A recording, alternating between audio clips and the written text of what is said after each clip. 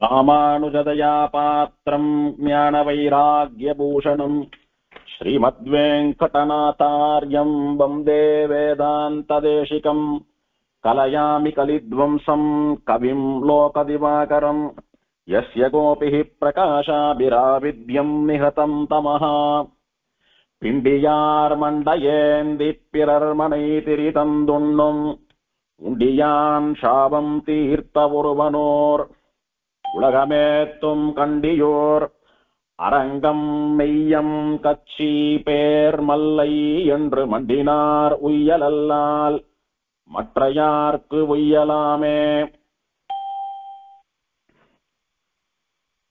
108 திவதேசங்கள்ல சோழ நாட்டு திருப்பதிகளை அனுபவித்துக் கொண்டு வருகிறோம். திருப்பேரநகர் திவதேசத்துக்கு அடுத்தபடியாக உலகமேத்தும் கண்டியூர் என்று ஆழ்வாராலே மங்களாசாசனம் பண்ணப்பட்ட ஒரு தன்னிகரில்லாத ஒப்பற்ற திவ்யதேசமான திருக்கண்டியூர் என்கிற திவ்யதேசத்தினுடைய அனுபவம்.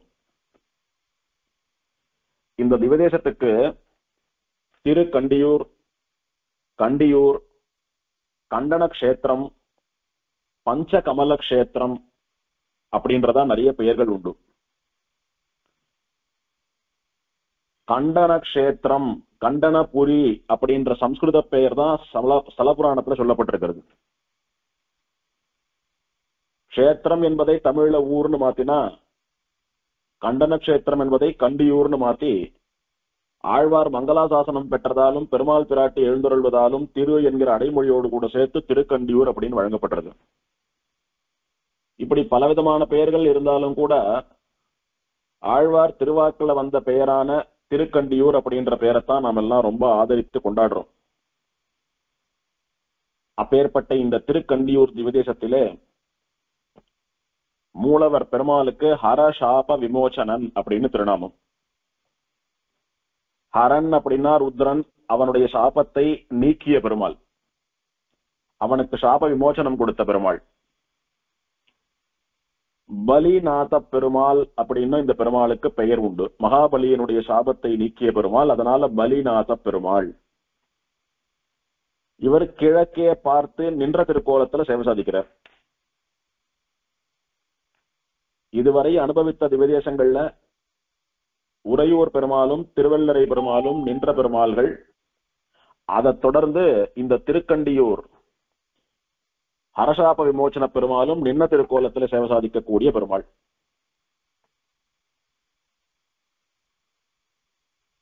இந்த ஆச்சரியமான பெருமாளுக்கு உற்சவருக்கு கமலநாதன் பெயர்,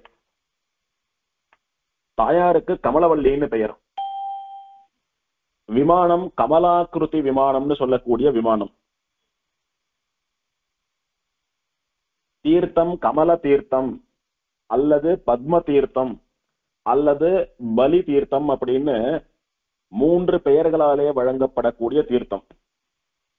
மொத்தம் இந்த கஷேத்திரத்துல 3 தீர்த்தங்கள்.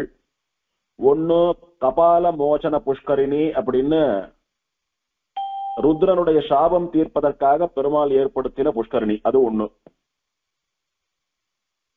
இந்த கபால மோட்ச புஷ்கரிணி அல்லது கபால மோசன புஷ்கரிணின்னு சொல்லக்கூடியது கோவில்ல இருந்து மேற்கு போனா கொஞ்சம் தூரத்துல இருக்கக்கூடியதான ஒரு புஷ்கரணி.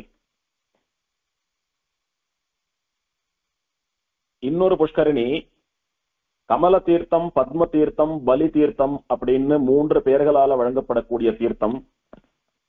இது கோவிலுக்கு எதிரே இருக்கக்கூடியதான தீர்த்தம். இந்த திவதேசத்திலே ரோடு, மெயின் ரோடு இருக்கும், பஸ் எல்லாம் போக வரக்கூடிய மெயின் ரோடு. ரோடுக்கு ஒட்டினாப்பல ஒரு பக்கம் கோவில், எதிர்பக்கம் குளம், புஷ்கரணி தீர்த்தம். அப்படிதான் இந்த கோவிலுடைய அமைப்பு. அப்படி கோவிலுக்கு எதிரே இருக்கக்கூடியதானது கமல தீர்த்தம் என்கிற பெயருடைய இன்னொரு தீர்த்தம். நதி காவிரியினுடைய இன்னொரு பெயர் குடமுருட்டின்னு. மொத்தம் காவிரி நதி 5 நதியா ஓடுறதுன்னு பார்த்தோம். அதுல குடமுருட்டி நதின்னு சொல்லக்கூடிய நதி இந்த ஊர்ல ஓடுறது. இப்படி குடமுருட்டி நதியினுடைய கரையில கபால மோசன புஷ்கரணி, கமல தீர்த்தம்னு சொல்லக்கூடிய 2 தீர்த்தங்களோட விளங்கக்கூடிய நீர் வளம் மிக்க ஊர் இது. ஸ்தல விருட்சம் அரசமரம். பெருமாள் யாருக்கெல்லாம் பிரத்யக்ஷம் அப்படின்னா பிரம்மாவுக்கு, ருத்ரனுக்கு, மகாபலிக்கு, அகஸ்தியருக்கு, இவாளுக்கெல்லாம் பெருமாள் பிரத்யட்சமா சேவை சாதித்து அவளுடைய துயர் தீர்த்தான். அதுபோல சித்தவருத்தின்னு சொல்லக்கூடிய ஒரு பிராமணன், காலசர்மான்னு சொல்லக்கூடிய ஒரு பிராமணன், இவாள்லாம் பண்டிதா, இவாளுடைய சாபத்தையும் பெருமாள் தீர்த்து வைத்து அவளுக்கும் சேவை சாதித்திருக்கிறான் என்பதாக ஸ்தல புராணம். ஆகமம்னு பார்த்தா வைகானச ஆகமத்தினாலே திருவாராதனம் எல்லாம் நடைபெறக்கூடிய ஒரு க்ஷேத்திரம் இது. மங்களாசாசனம் பல திவ்ய தேசங்கள் தோன்றுவதற்கு காரணமாக இருந்த திவ்ய தேசங்களின் கதாநாயகன் என்று கொண்டாடப்படக்கூடிய திருமங்கையாழ்வாராலே தன்னுடைய திருக்குறுந்தாண்டகம் என்கிற பிரபந்தத்திலே ஒரே ஒரு பாசுரத்தாலே அருளி செய்யப்பட்ட மங்களாசாசனம். இந்த பிண்டியார் மண்டையேந்தி அப்படின்ற பாசுரத்தை இந்த எம்பெருமான் விஷயமாகவே ஆழ்வார் சாதித்தார். இந்த எம்பெருமான் விஷயமாகவே சாதித்தார் அப்படின்னு சொல்றது எதற்காகன்னா, இதுல கண்டியூர், அரங்கம், மெய்யம், கச்சி, பேர், மல்லை அப்படின்னு 6 திவ்யதேசங்கள் சொல்லியிருக்கார் ஆழ்வார். அதோட நிறுத்திடல. என்று மண்டினார் அப்படின்னா இது போல நிறைய திவ்யதேசங்களை தேடி போய் சேவிக்கிறவா, திவ்யதேசமே கதின்னு இருக்கிறவா அப்படின்னுட்டு மற்ற திவ்யதேசங்களை எல்லாமும் சேர்த்துட்டார் கூட. அப்படி எல்லா திவ்யதேசங்களுக்கும் பொதுவான பாசுரமாக இது தெரிந்தாலும், குறிப்பா இதுல 6 திவ்யதேசங்களுடைய பெயர் சொல்லப்பட்டு 6 திவ்யதேசங்களுக்கு மங்களாசாசன பாசுரமா இதை எடுத்துட்டாலும் கூட, பிரத்யேகமா இந்த ஊருக்குன்னே அருளி செய்யப்பட்ட பாசுரம்னு எப்படி சொல்றோம் அப்படின்னா, இந்த திவ்யதேசத்தினுடைய பெயருக்குத்தான் ஆழ்வார் உலகமேத்தும் என்பதாக ஒரு அடைமொழி கொடுக்கிறார். உலகமேத்தும் கண்டியூர், உலகமே கொண்டாடக்கூடிய, உலகமே போற்றக்கூடிய, உலக புகழ் பெற்ற கண்டியூர். உலகம் ஏத்தும் கண்டியூர். ஏத்துதல் அப்படின்னா போற்றுதல், கொண்டாடுதல், துதித்தல் அப்படின்னு அர்த்தம். அப்படி எம்பெருமானை எப்படி உலகமெல்லாம் துதிக்கிறதோ அந்த மாதிரி இந்த க்ஷேத்திரத்தையும் கூட உலகமே துதிக்கிறது. அதனால திருக்கண்டியூர் என்பது உலகமேத்தும் கண்டியூர் அப்படின்னு ஆழ்வார் சாதிக்கிறார். அதனால பிரத்யேகமா மற்ற க்ஷேத்திரங்களை எல்லாம் காட்டிலும் இந்த க்ஷேத்திரத்துக்கு இந்த பாசுரம் உயிர் நாடி போல அப்படின்னு நாம புரிஞ்சுக்கலாம். பொதுவா இங்க மேலோட்டமான ஸ்தல புராணம் என்ன அப்படின்னா, ஹரன்னு சொல்லக்கூடிய ருத்ரனுடைய சாபத்தை தீர்த்து வைத்த பெருமாள் பிரம்மாவின் தலையை கிள்ளியதால் சிவனுடைய கையிலே ஒட்டி கொண்ட கபாலமானது நீங்கி அவனுடைய பிரம்மாத்தி சாபமும் நீங்கி அவன் சாப விமோசனம் பெற்ற ஸ்தலம். அதனால ஹரன்னு சொல்லக்கூடிய சிவனுடைய பாவத்தை தீர்த்து வைத்த பெருமாள் ஹர சாப விமோசன பெருமாள். இவனுக்கு சம்ஸ்கிருதத்திலே ஹரசாப ஹரிஹின்னு பெயர். ஹரி அப்படின்னா ஹரிப்பவன், இல்லாமல் பண்ணுபவன், சம்ஹாரம் பண்ணுபவன் அர்த்தம். ஹரிஹி அப்படின்னு சொன்னா நம்முடைய பாவங்களை எல்லாம் அழிப்பவன், நம்முடைய கர்ம வினைகளை அழிப்பவன் அர்த்தம். ஹரசாப ஹரிஹின்னா ஹரன்னு சொல்லக்கூடிய ருத்ரனுடைய சாபத்தை ஹரித்தவன், இல்லாமல் பண்ணியவன், அழித்தவன் அர்த்தம். ஆக ஹரசாப விமோச்சனன், ஹரசாப ஹரிஹி அப்படின்னு எல்லாம் சொல்லக்கூடிய எம்பெருமானுடைய ஆச்சரியமான திவ்யதேசம். திருப்பேர் நகர்னு சொல்லக்கூடிய அப்பக்குடத்தான் கோவிலுக்கும் தஞ்சை மாமணி கோயில் சொல்லக்கூடிய தஞ்சாவூருக்கும் இடையிலே இருக்கக்கூடியதான திவ்யதேசம். திருப்பேர் நகர்ல இருந்து ஒரு பக்கம் போனா அன்பில் திவ்யதேசம், அடுத்தபடியா மணக்கால் நம்பியினுடைய அவதார ஸ்தனமான மணக்கால், அங்கே இருந்து அப்படியே நேர போனா உத்தமர் கோயில், திருவள்ளரை, அப்புறம் அங்கே இருந்து அப்படியே வேற ஒரு வழியில் எடுத்துட்டு போனோமானா குணசீலம், அந்த மாதிரி அது ஒரு பக்கம் போகும். அப்படி திருப்பெயர்ல இருந்து இடது பக்கம் திரும்பாமல் நேர ஒரே ரோட புடிச்சுட்டு போனோமானா தஞ்சாவூர் போகக்கூடிய வழியில இருக்கக்கூடியது இந்த திருக்கண்டியூர்னு சொல்லக்கூடிய ஆச்சரியமான திவ்யதேசம். அதுக்கு மேல போனா தஞ்சமாமணி கோயில் திவ்யதேசங்கள்லாம் வரும். அப்படி நேர போகாம கண்டியூர்ல இருந்து இடது பக்கத்துல போனோமானா ஆடுதுறை பெருமாள் கோயில், கபிஸ்தலம் அப்படின்னு கும்பகோணம் வந்துடும். இப்படி சுத்தி ஆழ்வார்களாலே மங்களாசாசனம் பண்ணப்பட்ட திவ்யதேசங்கள் ஆற்றங்கரையிலே இருந்து கொண்டு நம் மனதை கவர்வனவாக இருக்கின்றன. இந்த அழகும், அங்கே வீசக்கூடிய குளிர்ச்சியான காற்றும், இந்த பச்சை பசேல் இருக்கக்கூடிய இயற்கை காட்சிகளும், எந்த விதமான சலனமும் இல்லாமல் சாந்தமாக நிம்மதியாக படுத்துக் கொண்டிருக்கக்கூடிய, நின்று கொண்டிருக்கக்கூடிய எம்பெருமான்களும், அவா நம்மளை ஆட்கொண்டு நம்ம மனசுல வந்து புகுறதும், இதெல்லாம் ரொம்ப ஆச்சரியமான அனுபவம். அப்படியே பரபரப்பான நகர வாழ்க்கையிலேயே வாழ்ந்து படபடப்போடையே வாழ்ந்து பழக்கப்பட்ட நமக்கு இதெல்லாம் ஒரு வரப்பிரசாதம். என்னைக்காவது ஒரு நாள் போனா கூட காலத்துக்கும் மறக்க முடியாதபடியான அனுபவம். இந்த மாதிரி திவ்யதேசங்கள் ஒன்னொன்னுத்துக்கும் போறச்ச இங்கே இருந்துட மாட்டோமா அப்படின்ற ஒரு ஏக்கம் வருவது இயல்பு எல்லாருக்கும். அப்படி ஆச்சரியமான திவ்யதேசங்களிலே ஒன்று. இந்த திவ்யதேசத்தை பற்றி பிரம்மாண்ட புராணத்திலே ஸ்தல புராணம் சொல்லப்பட்டிருக்கு. பிரதானமா இங்க என்ன ஸ்தல புராணம் அப்படின்னு பார்த்தா சிவனுடைய சாபத்தை நீக்கியதுதான். இந்த ஊர்ல ஒரு சிறப்பு என்ன அப்படின்னா, இந்த பிரம்மாவினுடைய தலையை சிவன் கிள்ளியது, சிவனுடைய கையிலே கபாலம் ஒட்டி கொண்டது, அதை பெருமாள் தீர்த்து வைத்ததுன்னு சொல்லக்கூடிய இந்த ஒரு நிகழ்ச்சி, இந்த காட்சி, இதுல எத்தனை பேர் கதாபாத்திரங்களா இருக்காளோ, யாரெல்லாம் சம்பந்தப்பட்டிருக்காளோ அத்தனை பேரும் இந்த ஊர்ல இப்பவும் இருக்கான்றதுதான் விசேஷம்.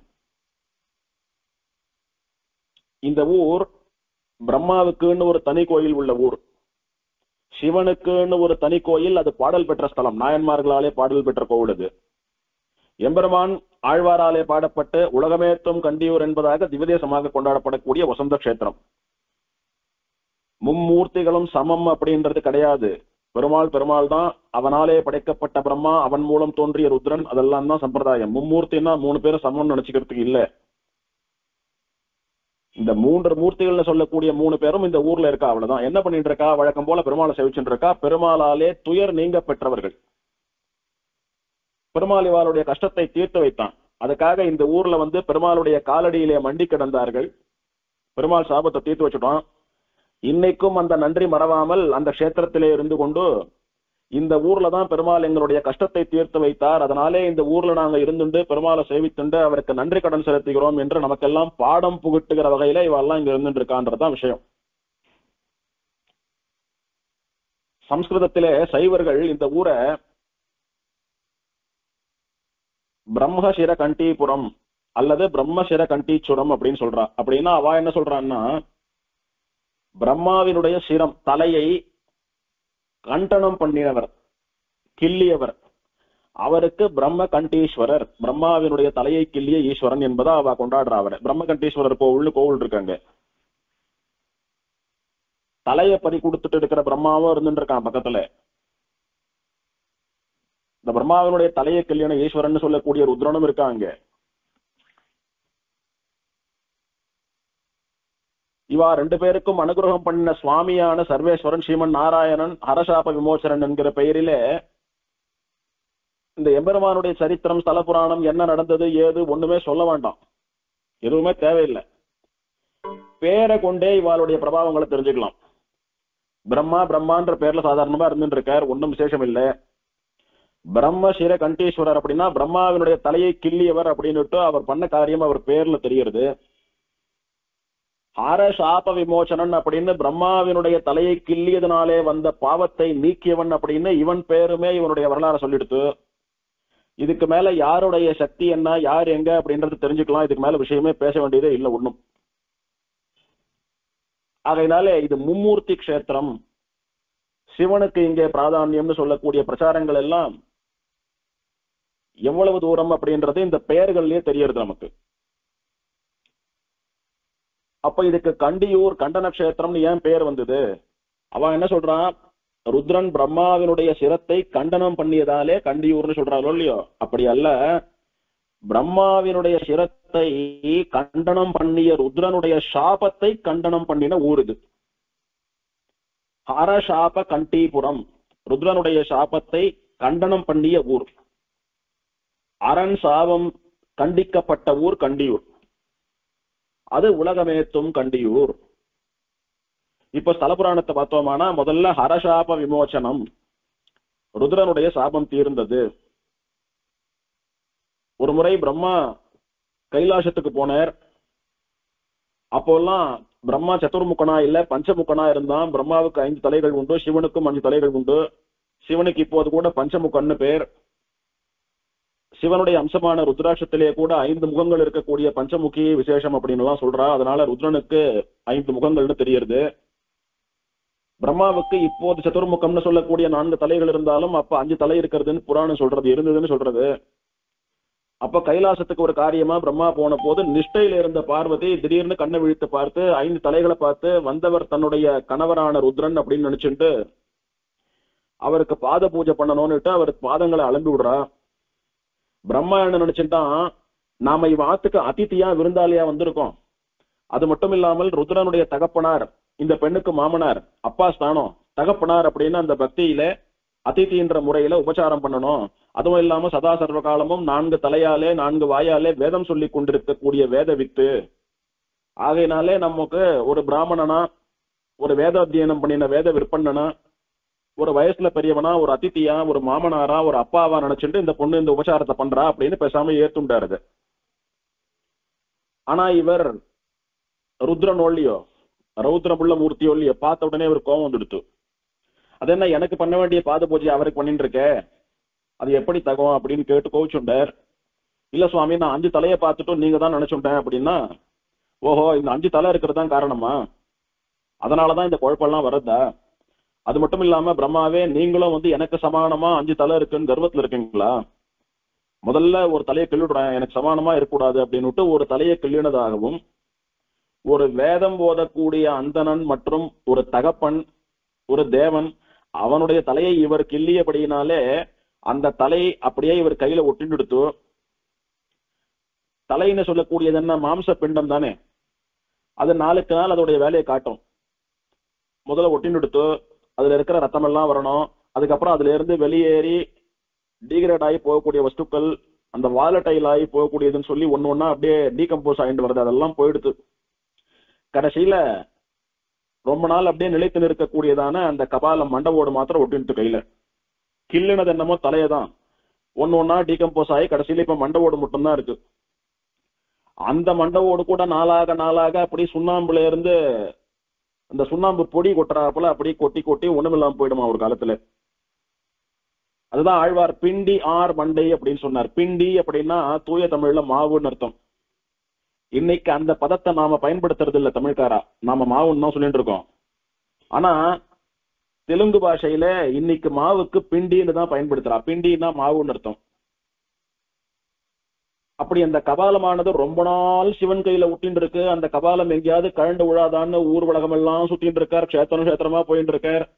அதுல ஆனா வெயில் படுறது, மழை படுறது, நனையிறது, காயறது, நனையிறது, காயறது, இப்படி அது வெயிலுக்கும் மழைக்கும் அட்மாஸ்பியருக்கு மாறி மாறி பழக்கப்பட்டு உளுத்து போயிடுச்சு.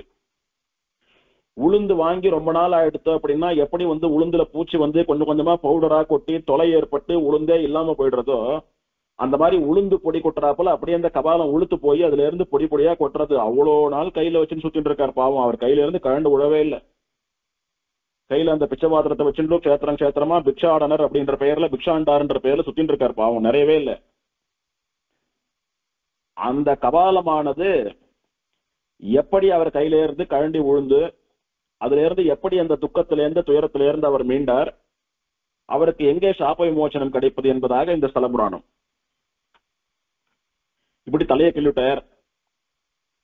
அந்த தலை ஒட்டின்ட்டு நாளடைவில் அது அப்படியே டீகம்போஸ் ஆகி ஆகி கபாலமா வெறும் மண்டவோடு மட்டும் ஒட்டின்னு இருக்கு. இப்போ பிரம்மா சாபம் கொடுத்துட்டார்.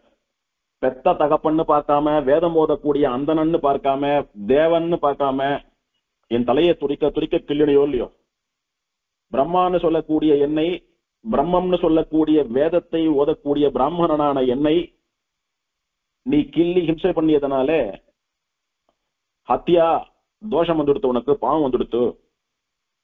ஹத்தியானா கொலை. பிரம்மா தான் உயிரோடு இருந்துட்டு இருக்காரு அப்படின்னா நம்ம தலையை கிள்ளினாதான் அந்த வழி நமக்கு தெரியும். ஒரு தலை போயிடுத்து இருக்கிற 4 தலையை மேனேஜ் பண்ணிட்டு இருக்காரு பாவம். தேவத்தைன்றதுனால அட்ஜஸ்ட் பண்ணிட்டார். உயிர் போலன்னாலும் அந்த தலையை கிள்ளின வழி அவருக்கு தானே. கிள்ளின க்ஷணம் எப்படி துடிச்சிருப்பார். அதனால கோபத்துல சாபம் கொடுத்துட்டார். என்ன பண்றதுன்னு தெரியல. பிரம்மாவினிடத்துல கேட்டா பிரம்மா சாப விமோசனம் எல்லாம் கொடுக்கல, நீ பண்ண தப்பு, என்னால முடியாதுன்னுட்டார். வேற வழி இல்லாம எப்போதும் எல்லோருக்கும் அனுகிரகம் பண்ணக்கூடியவனான எம்பெருமான் அவன் தான், வேற வழி இல்லை யாருக்கும் அவனை விட்டா. நமக்கும் சரி இவாளுக்கும் சரி யாருக்கும் அவனை விட்டா வழி இல்லை. உற்ற போது அன்றி நீங்கள் ஒருவன் என்று உணரமாட்டீர், கற்றினம் மேய்த்த எந்தை கடலினை பணிமின்னீரேன்னு ஆழ்வார் திருமாலையில தொண்டடிப்புடி ஆழ்வார் சாதிக்கிறார். உற்ற போது அன்றி நீங்கள் ஒருவன் என்று உணரமாட்டீர். உங்களுக்குன்னு ஒரு கஷ்டம் வந்தாதான் யார் காலை பிடிக்கணும், யார் அந்த கஷ்டத்தில இருந்து மீட்பான்னு தெரியும். அது வரைக்கும் அவனுடைய அருமை தெரியாது உங்களுக்கு. அவன் யாருன்னா பசு கூட்டங்களை மேய்த்தவனான கண்ணன் எம்பெருமான் ரங்கநாதன். அவனுடைய திருவடிகளை பிடிச்சிருந்தீங்களான்னா அவங்களுடைய கஷ்டம் தீர்ந்து போயிடும். அந்த மாதிரி சாமானியமான மனுஷாலான நமக்கு மட்டும் இல்ல, பேச நின்ற சிவனுக்கும் பிரமன் தனக்கும் பிறர்க்கும் நாயகன் அவனே. விஷ்ணுவுக்கு சமானமாக பிறர் பேசும்படியாக நின்ற பரம்பொருள் என்று பிறர் பேசும்படியாக நின்ற சிவன் அப்படின்னு தெளிவா சொல்றார். சிவன் பரம்பொருள் அல்ல, விஷ்ணுவுக்கு சமானமானவன் அல்ல, பேச நின்ற சிலர் அவனுடைய பக்தர்கள் பேசினார்கள், அப்படி பேசும்படியாக நின்ற அப்படின்னு தெளிவுபடுத்துறாரு. அங்க இவன் ஒருத்தன் தான் ஈஸ்வரன் பரபிரம்மன்றது தெளிவுபடுத்துறார் ஆழ்வார். பிரமன் தனக்கும்னு பிரம்மனுக்கு வெறுமை சொல்லிட்டார். ஏன்னா பிரம்மனை யாரும் பரம்பொருள் படைக்கிறவன் சுவாமி மோட்சம் கொடுப்பான்லாம் யாரும் சொல்லல, அந்த மதம் இல்ல, அதனால சொல்ல வேண்டிய அவசியம் இல்லாம போயிடுத்து. பிரமன் தனக்கும் அப்படின்னு விட்டார். எல்லாருக்கும் அவன் தான் நாயக்கன். யாருக்கு எந்த கஷ்டம் வந்தாலும் எவன் காலடியில போய் சுவாமி காப்பாத்துன்னு நிக்கிறாளோ அவன் தான் எல்லாருக்கும் கதின்றதை தெரிஞ்சுக்கோங்க.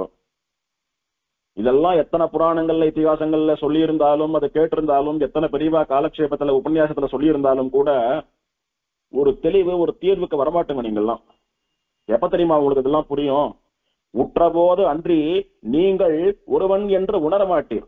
உங்களுக்குன்னு ஏதாவது ஒரு கஷ்டம் வரும் பாருங்க, அப்ப எங்க போய் நின்றா அந்த கஷ்டம் தீரும்னுட்டு இங்க போலாமா அங்க போலாமான்னு அழிஞ்சுட்டு ஓடுறங்க பாருங்க பாவம். அப்ப எங்க நிஜமாவே உங்களுடைய கஷ்டம் தீர்றதோ அதுதான் தெய்வம்னு அப்பதான் உணர்வீங்க. அது வேற யாரும் இல்ல, கண்ணன் தான் அப்படின்றார். கொஞ்சம் ஸ்மார்ட்டா இருக்கிறவா என்ன பண்ணணும்? அனுபவித்து அவனுடைய பரத்துவத்தை வெளியிட்ட பிரம்மன் என்ன, ருத்ரன் என்ன, தேவர்கள் என்ன, ஆழ்வார் ஆச்சாரியர்கள் என்ன, இத்தனை பேரும் வெளியிட்டிருக்காள் இவன் தான் பரம்பிரம்மன்னு. அவன் காலை பிடிச்சிட்டு சரணம் கதோஸ்மின்னு சரணாகதி பண்ணிட்டு போயிட வேண்டியதானே பேசாம. எதுக்கு அப்படின்ற மாதிரி இருந்துருவோம் இல்லையா? இதுதான் ஆழ்வார்கள்லாம் உபதேசிக்கிறா. கற்றினம் மேய்த்தையந்தை கடலினை பணிமின் நீரே. உனக்கு ஒரு கஷ்டம் வந்து அப்ப நீ அவஸ்தப்பட்டு அப்படியே எல்லா இடத்துலயும் போய் தெரிஞ்சு கடைசியில யார் தீர்த்து வைக்கிறாளோ அவாதான் தெய்வம்னு வரதெல்லாம் ஆகிற கதையா? பேசாம நான் சொல்றேன் கேளுங்க. கண்ணனுடைய திருவடிகளை ரங்கநாதனுடைய திருவடிகளை பற்றி கொள்ளுங்கள் ஆழ்வார் நமக்கு உபதேசம் பண்றார். ஒரு கஷ்டத்தையும் பட்டு தெரிந்து கொண்டாதான் நான் மாறுவேன் அப்படின்ற மாதிரி அவஸ்தப்படாதுங்க, சொல்றது கேளுங்கன்னு ஆழ்வாருடைய உபதேசம். அப்படி வேற வழி இல்லைன்னு எல்லாரும் போய் நிக்கிற மாதிரி பல நேரங்கள்ல பல சமயங்கள்ல பல பிரச்சனைகளுக்காக இந்த சிவனை கூட போய் நின்ன மாதிரி பெருமாள் இடத்துல போய் நிக்கிறார். நின்னா பெருமாள் என்ன பண்றார்? நீ திவதேசங்கள் தோறும் நான் இருக்கக்கூடிய கஷேத்திரங்கள் தோறும் அப்படி தெரிஞ்சுண்டு வா. உன் கையிலே ஒட்டி கொண்டிருக்கக்கூடிய இந்த கபாலம் இருக்கிறதே பிரம்மாவனுடைய மண்டவோடு, அது ஒரு பிச்சை பாத்திரமா வச்சுண்டு அப்படியே பிச்சை எடுத்துட்டு வா. அதுல விழக்கூடிய ஆகாரத்தை சாப்பிட்டு வா. அப்படி வந்தா என்னுடைய அனுகிரகத்தினாலே என்னுடைய ஸ்ரீபாத தீர்த்த மகிமையினால ஒரு கஷேத்திரத்திலே உன்னுடைய பாவம் நீங்கும், உனக்கு சாப விமோசனம் கிடைக்கும் அப்படின்றதா பெருமாள் அனுகிரகம் பண்ற. ஏன் பெருமாள் உடனே பண்ணிடக்கூடாதா? உடனே பண்ணிட்டா எந்த தப்ப வேணாலும் பண்ணலாம், எவ்வளவு பெரிய பாவத்தை வேணாலும் பண்ணலாம், மன்னிச்சுடுன்னா உடனே மன்னிச்சுடுவான்னு அர்த்தம் இல்லையோ? அப்ப எல்லாரும் அந்த தப்பை பண்ணிட்டு மன்னிப்பு கேட்போமோ இல்லையோ? அதனால எல்லாரும் நல்லவாளா தப்பு பண்ணாதவாளா பாவம் பண்ணாதவாளா இருக்கணும். அப்படி தெரியாம பண்ணிவிட்டா தண்டனை உண்டு. ஒருவேளை சரணாகதி பண்ணி தப்ப ஒத்துண்டு மன்னிப்பு கேட்டா தலைக்கு வந்தது தலைப்பாகையோட போயிட்டுன்ற மாதிரி கொஞ்சமான அனுபவிக்கணும். எதை வேணாலும் பண்ணுவேன் சரணாகதி ஆயிடுச்சு எனக்கு ஒன்னும் ஒட்டாதுன்னு சொல்றது சரியில்லை. அப்ப எல்லாரும் தப்பு பண்ண ஆரம்பிச்சிடுவா. அப்ப பகவானுக்கும் அது அழகில்லை. அப்ப நல்லவாளுக்கு தப்பு பண்ணாம இருக்கிறவாளுக்கு பாவம் பண்ணாம இருக்கிறவாளுக்கும் நம்ம போல இருக்கிறவாளுக்கும் என்ன வித்தியாசம்? ஆகையினால ஒரு லகு தண்டனை, ஒரு லகு சிக்ஷை, ஒரு சின்ன தண்டனை கொடுக்கணும்ன்றதுக்காக உடனே பண்ணிட்டா பண்ண தப்பினுடைய வலிமை தெரியாம போயிடும், வீரியம் தெரியாம போயிடும். அதனால திரும்ப இந்த தப்பையோ இல்ல இதுக்கு சமானமாவோ இதுக்கு மேல ஒரு தப்பையோ பண்றதுக்கு வாய்ப்பு உண்டு. ஆகையினால இதை உணரட்டும், அப்பதான் இன்னொரு முறை இதை பண்ண மாட்டார். அதனால இவரை கொஞ்சம் காலம் கழித்து கொடுக்கலாம்னு பெருமாள் அப்படி கஷேத்ராடனம் பண்ணிட்டு ஊர் ஊரா போயிட்டு ஆகாரத்துக்கு இதுல பிக்ஷை எடுத்து சாப்பிட்டு வந்தியானா ஒரு இடத்துல நான் உன்னுடைய பாபத்தை நீக்கிறேன், உன்னுடைய சாபத்தை போக்குறேன் அனுகிரகம் பண்ணார். சிவன் என்ன பண்ணார்? பல புண்ணிய கஷேத்திரங்களுக்கு பல தேசங்களுக்கு போனார், பல இடத்துல பிச்சை வாங்கினார், முடியல. பிண்டி ஆர் மண்டை அப்படியே ரொம்ப நாள் ஆனதுனால கையில ஒட்டிண்டு உளுந்து பொடி கொட்டுறா போல உளுத்து போய் பவுடர் கொட்டின்னு இருக்கக்கூடிய மண்டவோட்டை ஏந்தி கொண்டு பிறர் மனை திரி தந்து உண்ணும் உண்டியான். உண்டின்னா ஆகாரம். எப்படி சாப்பிடுறாராம் அவர்? பிறர் மனை திரி தந்து உண்கிறார். இன்னொருத்தருடைய ஆத்துக்கு போய் பவதி பிக்ஷாம் தேகின்னு கேட்டு அவ அதுல என்ன ஆகாரத்தை போடுறாளோ அதை சாப்பிடுற. அவரா சாப்பிட முடியல, சாபம். பிறர் மனை திரி தந்து உண்ணும் உண்டியான். இத ஆச்சாரியர்கள் இன்னொரு விதமாகவும் பிரிக்கிறார்.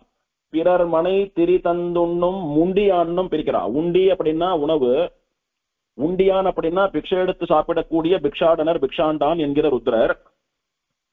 முண்டியான் அப்படின்னா, முண்டி அப்படின்னா சன்னியாசி, அதாவது மொட்டைத்தலை சன்னியாசி, சிகை இல்லாமல் மொட்டை தலை வைத்துக் கொண்டு ஆண்டின்னு சொல்றாரோ இல்லையோ அந்த மாதிரி எல்லாவற்றையும் துறந்து சைவ லட்சணங்களோட கூட இருக்கக்கூடிய சன்னியாசி துறவி, அவருக்கு முண்டி அப்படின்னு சொல்றது, முண்டியான் அவர்களை குறிப்பிடுவது வழக்கம்.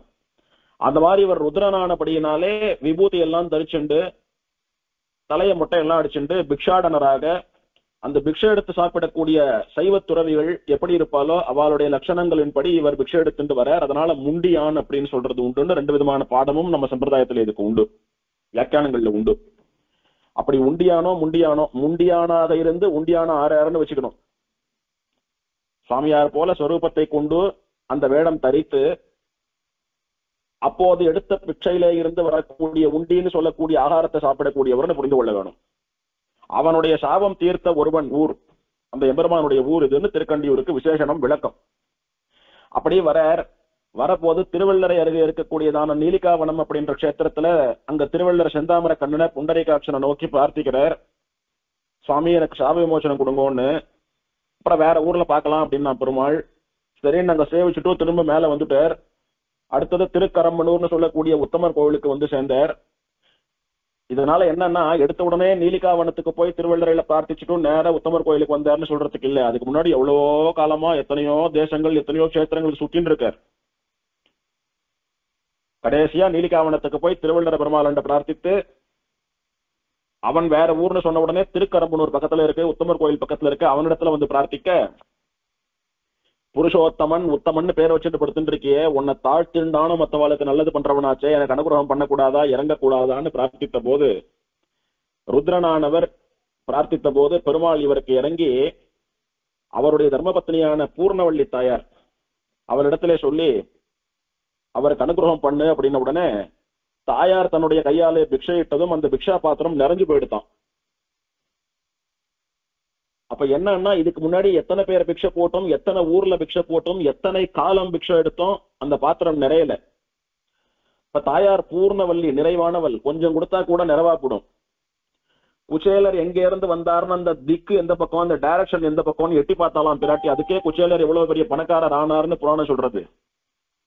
அப்படி கொஞ்சம் அனுகிரகம் கொடுத்தாலும் பிராட்டியினுடைய அனுகிரகம் பூர்ணமாக்கி விடும் நம்மை. அந்த மாதிரி பிராட்டி பிக்ஷையிட்ட உடனே, பூர்ணவல்லி பிக்ஷையிட்ட உடனே அந்த பாத்திரம் நிறைஞ்சு போயிடுத்து. ருத்ரன் போற இடங்கள்ல எல்லாம் அந்த கபாலத்தை வச்சுண்டு பிச்சை எடுக்கிறார், சாப்பிடுறார். பசி ஆறல அவருக்கு. அவர் பசி தீரக்கூடிய அளவுக்கு ஆகாரம் கிடைக்கல. எத்தனை போட்டாலும் மாயமா போயிட்டே இருக்கிறதுல, இல்ல குறைஞ்சுட்டே வர்றது. பிராட்டியினுடைய கையாலே பிக்ஷையிட்ட பிறகு அந்த பாத்திரம் நிறைந்து இவருடைய பசி முழுசா தீர்ந்து கொடுத்து.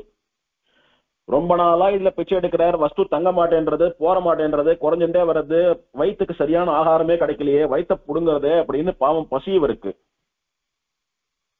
இப்படி கொஞ்சம் கொஞ்சமா அந்த வலியை அந்த கஷ்டத்தை அனுபவித்து பண்ண பாவத்தை கழிச்சு விடுறார். பொதுவா சொல்றது இந்த சரணாகதி ஆயிடுச்சுன்னா அதன் பிறகு கஷ்டங்கள் வர்றது அப்படின்னா, பண்ண பெரிய பாவங்களுக்கு எல்லாம் திரும்ப பிறக்கிறது, சின்ன பின்னமா போறது அப்படின்னு பலவிதமான குரூரமான கொடுமையான தண்டனைகள் எல்லாம் இல்லாம இந்த சரீர முடிவுல மோட்சம் உறுதின்னு சரணாகதி பண்ணின்றதுனால இங்க இருக்கும்போது கஞ்சாபவத்தை கானாபவத்தின்னு தலைவலி, கண்வலி, கைவலி, கால்வலின்னு எத்தையோன்னு அனுபவிச்சுட்டு போய் சேர வேண்டியது. இதுக்கு மேல ஆனந்தம் வழியே கிடையாதுன்றதுனால அப்படி கஷ்டம் உண்டுன்னு சொல்றது உண்டு. இவருக்கு பெருமாள் ஒரு ஊர்ல சாப விமோசனம் தரேன்னு சொல்லிட்டான். இவருக்கு விடுதலை கிடைக்க போறது. இருந்தாலும் கூட பண்ணது குரூரமான பாப்பம். வேத அத்தியனம் பண்ண பிராமணனுடைய தலையை கிள்ளினது, அப்பாவினுடைய தலையை கிள்ளினது, தன்னை படைத்த தெய்வத்தினுடைய தலையை கிள்ளினதுன்னு இப்படி சொல்லிட்டே போலாம். இத்தனைக்கும் பிரம்மா தப்பே பண்ணல கிள்ளிட்டார் அப்படின்றதும் ஒரு வருத்தத்துக்குரிய விஷயம். ஆகையினால இதை அனுபவித்து கழிக்கிறாருன்னு புரிந்து கொள்ள வேணும். பசியில வாடுறார்.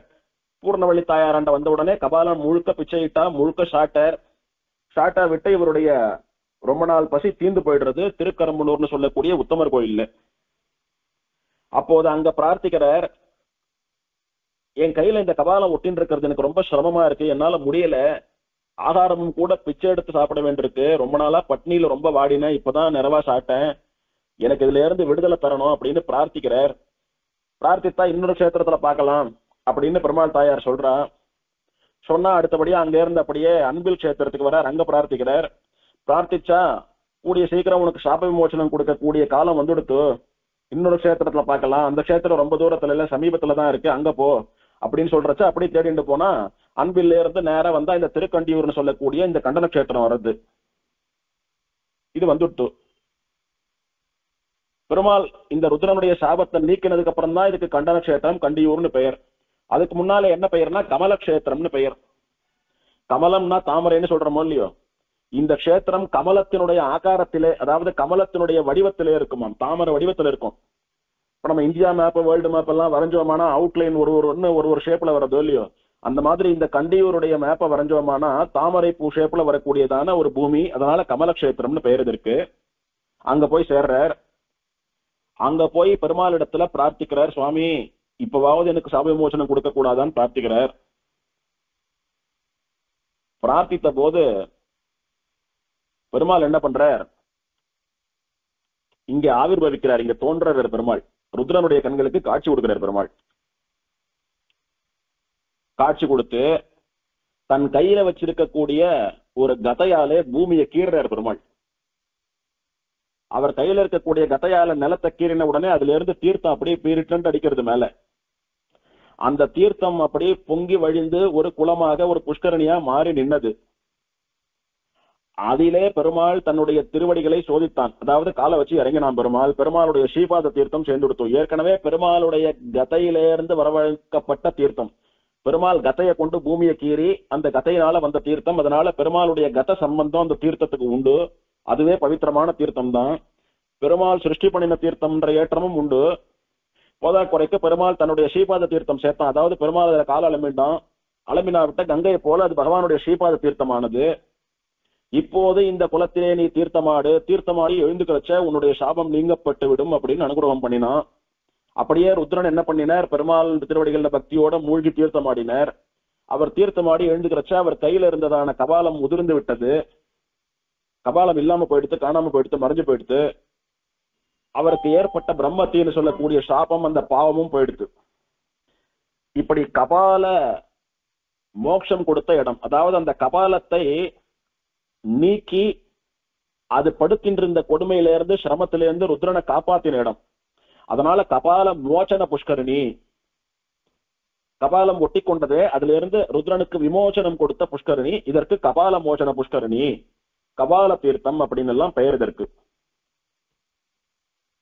இப்படி ஹரனுடைய சாபத்தை விமோசனம் கொடுத்து தீர்த்த பெருமாள் ஆனபடியினாலே ஹரசாப விமோசன பெருமாள் அப்படின்னு திருநாமம்.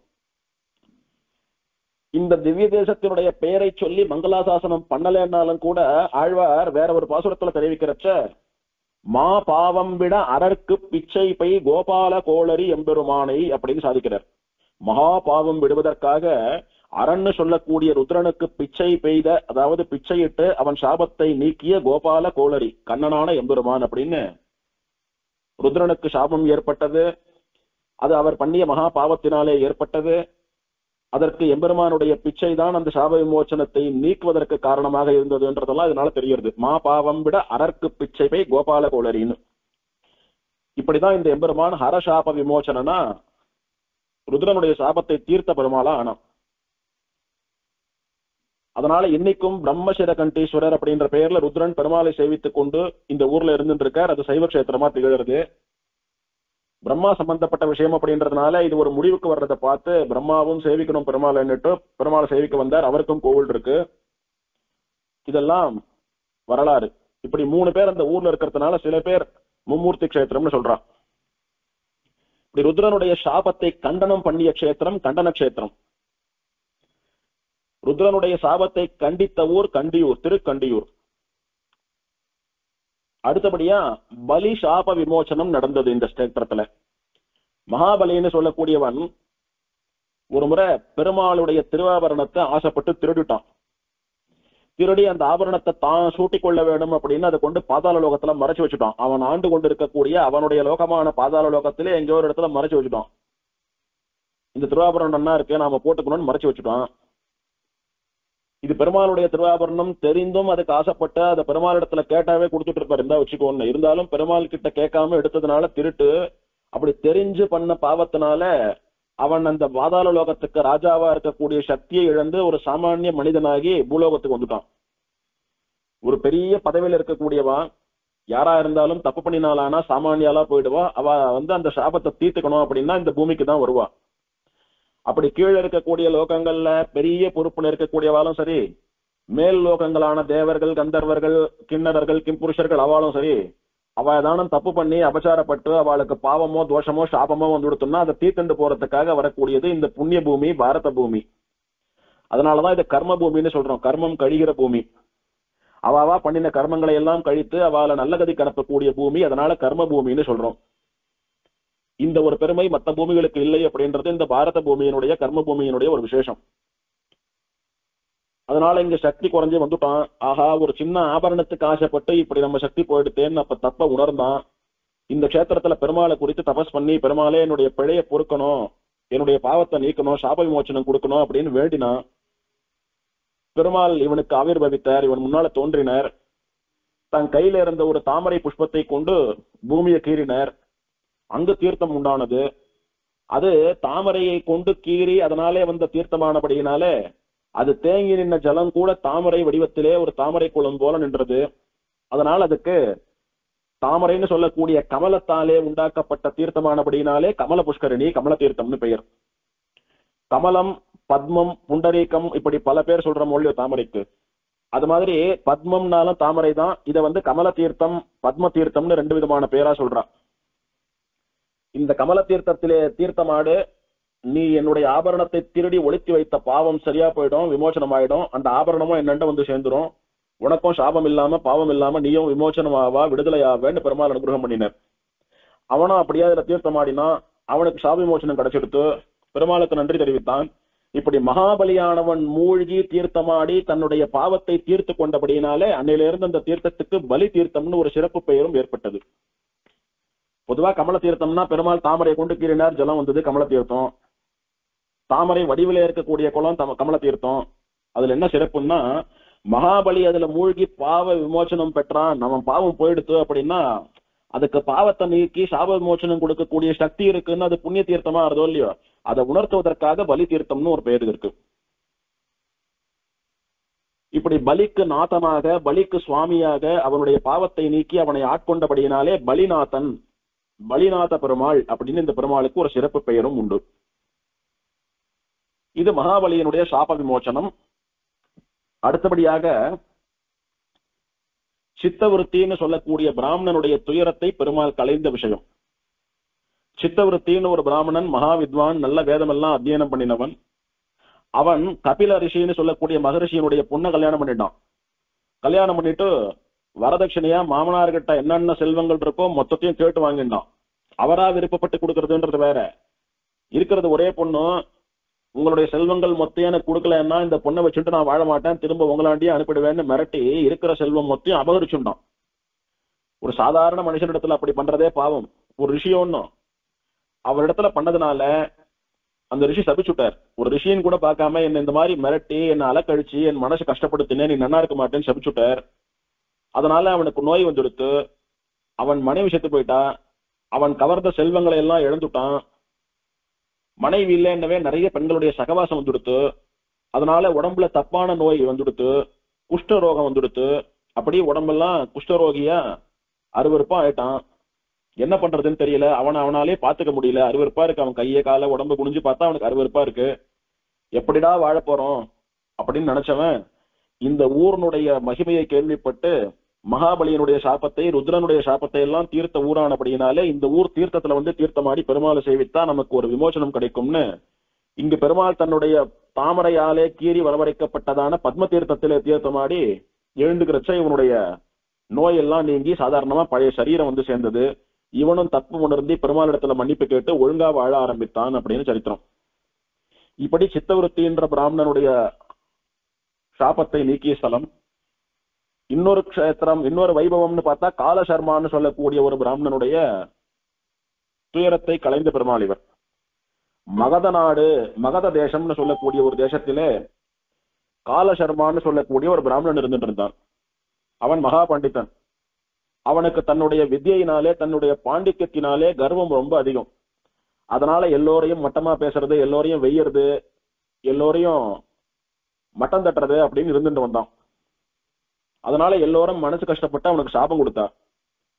மத்தவா வயிற்றுச்சலை கொட்டிண்டு அவளுடைய சாபத்தை சம்பாதிச்சதுனால அவனுக்கு தப்பான சகவாசம் ஏற்பட்டு அந்த தப்பான சகவாசத்தினாலே அவனுக்கு உடம்புல நோய் வந்துடுத்து. அப்படி நோய் வந்து அவன் சின்ன பின்னப்பட்டு செத்து போயிட்டான். அடுத்த பிறவிலும் இந்த சாபம், இந்த நோய், இந்த பாவம் அவனை துரத்தியது. இப்படி பல ஜென்மங்களா அவன் தொடர்ந்து தப்பான சகவாசம், அதனால ஒரு நோய் வருது, அதனால இப்படி ஆறுதுன்னு இது ஜென்மங்களா தொடர்ந்துன்னு வந்தது அவனுக்கு. ஏதோ எங்கேயோ பண்ண ஒரு சின்ன புண்ணியம் ஒரு மூலையில இருந்ததுனால இந்த ஊருக்கு வந்து சேர்ந்தான். தினமும் குளிக்கிற மாதிரி இந்த கபால தீர்த்தத்துல மூழ்கி ஸ்நானம் பண்ணினான். தினமும் தீர்த்தம் ஆடுறது, குளிக்கிறது. ஏதோ இன்னைக்கு இங்க ஒரு குளம் இருக்கு, அதுல மூழ்கி தீர்த்தம் ஆடலான்னு குளத்துல மூழ்கி எழுந்துக்கிறச்ச அவனுடைய ரூபம் விகாரமான அவனுடைய ரூபம் மாறி அவனுடைய சாபம் எல்லாம் போய் நல்லபடியா ஆயிட்டான். ஆஹா, இப்படி இவ்வளவு பவித்திரமான தீர்த்தம் இருக்குன்னு தெரிஞ்சிருந்தா எப்பவோ தீர்த்தம் ஆடி என்னுடைய சாபம் போயிருக்குமே அப்படின்னு அந்த தீர்த்தத்தினுடைய மகிமையை கேட்டு தெரிஞ்சுட்டு அந்த தீர்த்தத்துக்கு அந்த சக்தியை கொடுத்த பெருமாளான ஹரசாப விமோசனன் திருவடிகளிலே பக்தியோட கொஞ்ச நாள் அந்த ஊர்ல வாசம் பண்ணிட்டு இருந்து கடைசியில அவன் திருவடியை போய் சேர்ந்துட்டான். மோட்சத்துக்கு போயிட்டான். பெருமாள் அவனை தன்னுடைய திருவடியில சேர்த்துட்டான் அப்படின்னு அது ஒரு சரித்திரம். இப்படி 4 விதமான புராண வரலாறுகளை கொண்ட ஒரு உத்தமமான கஷேத்திரம். கோவில்னு பார்த்தா சின்ன கோவில் தான். பஸ் போற மெயின் ரோட ஒட்டினாப்புல இருக்கக்கூடிய வாசல். ரோட விட கோயில் இன்னும் பள்ளத்துல தாழதான் இருக்கும். உள்ள போனோமானா பெருமாள் சன்னதி ஒண்ணு, தாயார் சன்னதி ஒண்ணு, சக்கரத்தாழ்வார் சன்னதி ஒண்ணு, அவ்வளவுதான். பெரியசா ரொம்ப நிறைய சன்னதிகள்லாம் கிடையாது, நிறைய பிராகாரங்கள்லாம் இல்ல, ஒரே பிராகாரம் தான். ஆச்சரியமா பெருமாள் சன்னதி தனியா இருக்கு, தாயார் தனி கோயில் நாச்சியாரா தனியா இருக்கா. அடியேன் வாட்ஸ்அப் குரூப்ல போட்டோ ஷேர் பண்ணிருக்கேன். அந்த போட்டோல ஆச்சரியமா பெருமாளை சேவித்துக் கொள்ளலாம். ஒரு படத்துல பெருமாள் மூலவர் என்று இருக்கிறார். அதாவது ஹரசாப விமோசனன்னு சொல்லக்கூடிய பலிநாத பெருமாள் மூலவர் நின்ற திருக்கோலத்திலே மேல் 2 திருக்கரங்களாலே சங்க சக்கரங்களை பிடித்துக் கொண்டு கீழ் வலது கரத்தாலே அபயம் அருளிக் கொண்டு ருத்ரனுக்கு, மகாபலிக்கு, இன்னும் 2 பிராமணாளுக்கு எல்லாருக்கும் அபயம் கொடுத்தது போல நமக்கெல்லாம் கூட அபயம் தருவதற்காக அஞ்சேல் நான் இருக்கிறேன், கவலைப்படாதுங்கோ, பாத்துக்கிறேன்னுட்டு நம்மளை எல்லாம் அனுகிரகம் பண்ணும்படியாக அபயஹஸ்தத்தோட பெருமாள் சேவை சாதிக்கிறான். இடது திருக்கையிலே பெருமாளுக்கு கதை, அந்த கதையாலதான் தீர்த்தத்தை ஏற்படுத்தி மகாபலிக்கு அனுகிரகம் பண்ணினான். பெருமாளுக்கு 2 பக்கமும் உபயநாச்சிமார்கள் ஸ்ரீதேவி பூதேவி மூலவராவே இருந்துட்டு இருக்கா. உற்சவர் ரொம்ப அழகான புன்முறுவலோடு கூடிய பெருமாள், நன்னா பிரகாசமா ஜொலிக்கக்கூடிய பெருமாள். இப்படி உற்சவர் அப்படி பல பலாண்டு மின்னக்கூடிய திருமேனின்றது ரொம்ப குறைந்த இடங்கள்லயே உண்டு. அதுல ஒரு இடம் இந்த இடம். உற்சவர் அப்படியே சூரியனை போல பிரகாசிப்பார். முகம் அப்படியே குழந்தை முகம் போல அப்படியே தேஜஸ் சொட்டும். மூலவர் எப்படி இருக்கிறாரோ அதே மாதிரி சேவைதான் உற்சவருக்கும், ஒரு வித்தியாசமும் இல்லை. குறிப்பா உற்சவ விக்கிரகங்கள்ல பெருமாள் திருமேனியோடையே கதை வரதுன்னு விக்கிரகம் சில இடங்கள்ல உண்டு. சில திவ்ய தேசங்கள்ல பெருமாள் கதையை எப்படி பிடிச்சிப்பாரோ அந்த மாதிரி கையை வச்சுட்டு இருப்பார், கதையை தனியா சமர்ப்பிப்பா, அதுவும் சில இடங்கள்ல உண்டு. அதே மாதிரி ராமனுடைய விக்கிரகத்தை பண்ற போது கூட விக்கிரகத்திலேயே ராமர் வில்ல பிடிச்சுட்டு இருக்கிற மாதிரியான விக்கிரகங்களும் உண்டு. இல்ல வில்ல பிடிக்கிற மாதிரி கையை வச்சுட்டு இருப்பார், அதுல வில்லையும் அம்பியம் பண்ணி சமர்ப்பிப்பா, அப்படியும் உண்டு. அந்த மாதிரி மூலவர் கதைய அவரே பிடிச்சுட்டு இருக்கார், திருமேனியில விக்கிரகத்திலேயே கதை உண்டு. உற்சவர் கதையை சமர்ப்பிச்சா சமர்ப்பிச்சுப்பார், இல்லைன்னா கை அப்படி கீழே காட்டி ஆசீர்வாதம் பண்றாப்புல இருக்கும். ஆனா கதையோட இருக்கக்கூடிய உற்சவர் தான் இவர். இது மூலவர் பெருமாள் சன்னதி. மூலவர் உற்சவர் எல்லாம் ஒன்னா இருக்கா. இன்னொரு படத்திலே பெருமாள் உபயநாச்சிமாரோடு எழுந்தருளி இருக்கக்கூடிய சேவை உற்சவர் கூட தாயார் இருக்கா. இந்த உற்சவருக்கு கமலநாதன் அப்படின்னு திருநாமம். ஸ்ரீதேவி நாச்சியார், பூமிதேவி நாச்சியார், தாயாருக்கு கமலவள்ளின்னு திருநாமம்.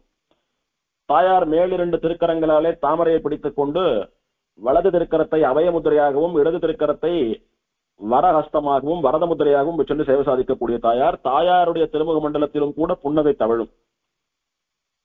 இது பங்குனி உத்திர சேர்த்தியின் போது எடுத்த படம் அப்படின்றதுனால பெருமாள் பிராட்டி உபயநாச்சிமார்லாம் சேர்த்தியில இருக்கா. மற்றபடி தாயார் என்னைக்குமே தனி கோயில் நாச்சியார். உற்சவர் எப்படி இருக்காரோ அதே மாதிரி தான் இருப்பா மூலவரும். 2 பேருக்கு வித்தியாசம் இல்லை. 2 பேருக்கும் கமலவள்ளின்னு பொதுவான திருநாமம் தான். தனி கோயில் நாச்சியாரா மூலவரும் உற்சவரும் சேர்ந்து இருக்கக்கூடியதான ஒரு திவதேசம். இந்த தாயார் தனியா ஒரு படம் ஷேர் பண்ற கேடியன், அந்த தாயாருடைய முகத்தை பாத்தீங்களான்னா சிரிப்பு ரொம்ப நன்னா தெரியும். நன்னா சிரிச்சுட்டு இருப்பா. சிரித்த முகமா சிரித்த கண்களோட தாயார் சேவை சாதிக்கக்கூடியது இந்த படத்துல தெரியும். அப்படி ஆச்சரியமான கமலவள்ளி தாயார்.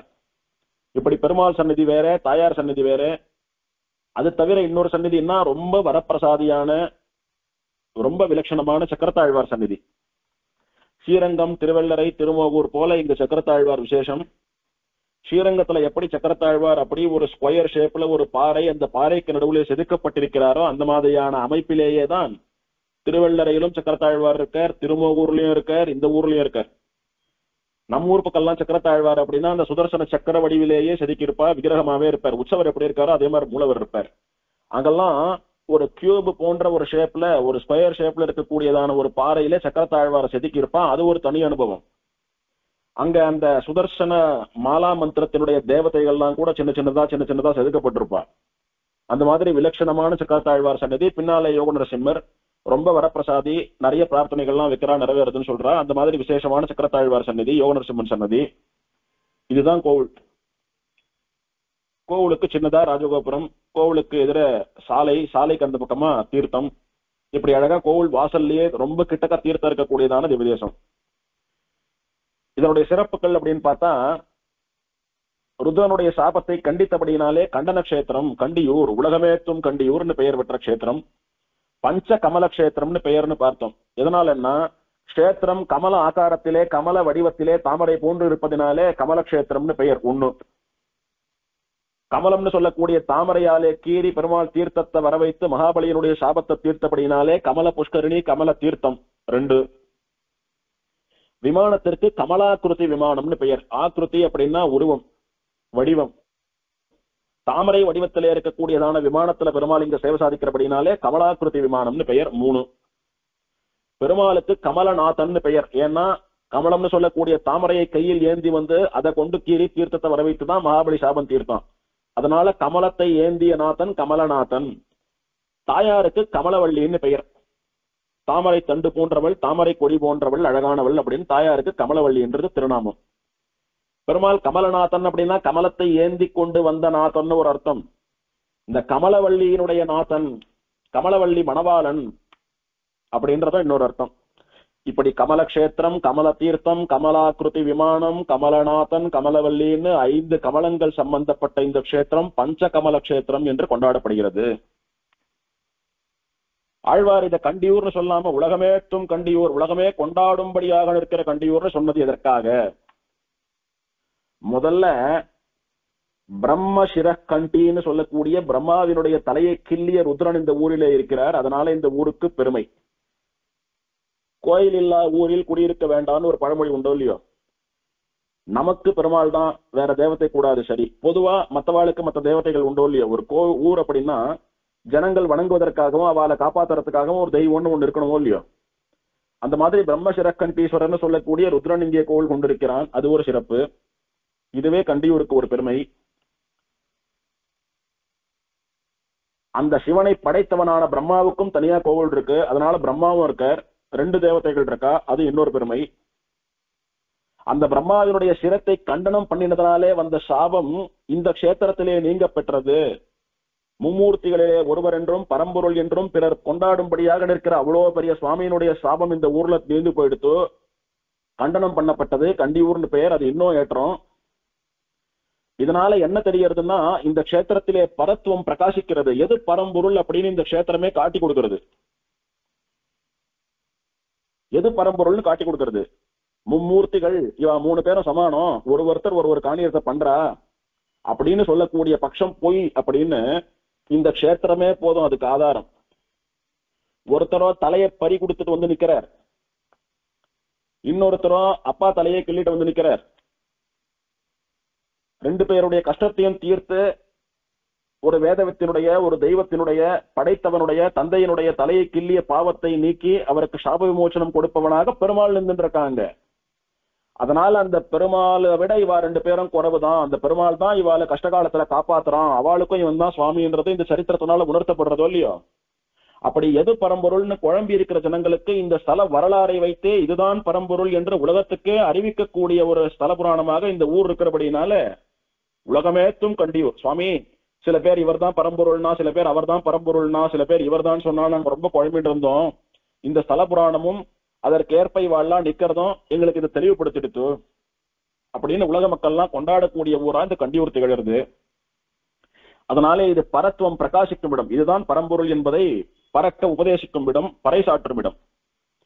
சரி சுவாமி, நாம வைஷ்ணவா இதை சொல்றோம், சைவர்கள் ஒத்துக்கிறாளா அப்படின்னா, அவளுமே அவளுடைய பாடல்கள்ல அவளுடைய புராணங்கள்ல பிரம்மாவினுடைய தலையை ருத்ரன் கொய்ததாக, அதனால அவருக்கு அந்த கபாலம் ஒட்டி கொண்டு அவர் பிக்ஷாடனர் பிக்ஷாண்டார் என்பதாக பெயர் பெற்றதாக, பிக்ஷை எடுத்து திரிந்ததாக அவளும் கொண்டாடுறான். அவ பிக்ஷாடன மூர்த்தின்னே ஒரு மூர்த்தி வழிபடுறான். சிவன் அப்படி ஆண்டி போல ஒரு கோலம் கொண்டு கையிலே ஒட்டி கொண்டிருக்கக்கூடிய கபாலத்திலே வீதிகளிலே பிக்ஷை எடுத்து திரிபவராக பிக்ஷாடன மூர்த்தி, பிக்ஷாடன சுவாமி, பிக்ஷாண்டார்னு எல்லாம் அவர் வழிபடுறா. உத்தமர் கோயிலுக்கு பிக்ஷாண்டார் கோயில்னு ஒரு பேர் உண்டு, பிரசித்தமான பேர் உண்டு. அந்த சிவனை, அந்த பிக்ஷாண்டார கண்கண்ட தெய்வமா வரப்பிரசாதியா அவ சேவிக்கிறா. அதனால் அவளுமே ஒத்துண்டு இருக்கிறா, இதை நாம மட்டும் சொல்லல. அப்படி ஆச்சரியமான பரம்பொருள் இது என்று இந்த ஹரனுக்கும் சாப விமோச்சனம் கொடுத்த பெருமாள் தான் பரம்பொருள்னு நிரூபிக்கக்கூடிய, பரத்துவம் பிரகாசிக்கக்கூடிய இடம். இப்படி பல காரணங்களினாலே உலகமேத்தும் கண்டியூர் என்று ஆழ்வார் சொன்னது பொருந்துறது.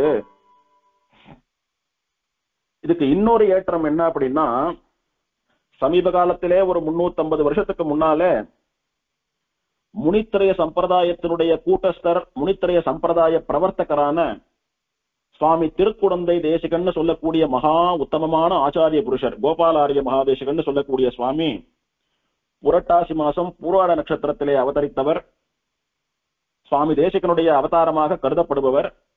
இந்த மகாத்மா இந்த உலகமேத்தும் கண்டியூர்னு சொல்லக்கூடிய திவ்யதேசத்திற்கு அருகிலே இருக்கக்கூடியது அக்ரஹாரமான ராயம்பேட்டை அப்படின்ற அக்ரஹாரத்தெல்லாம் அவதாரம் பண்ணினர்.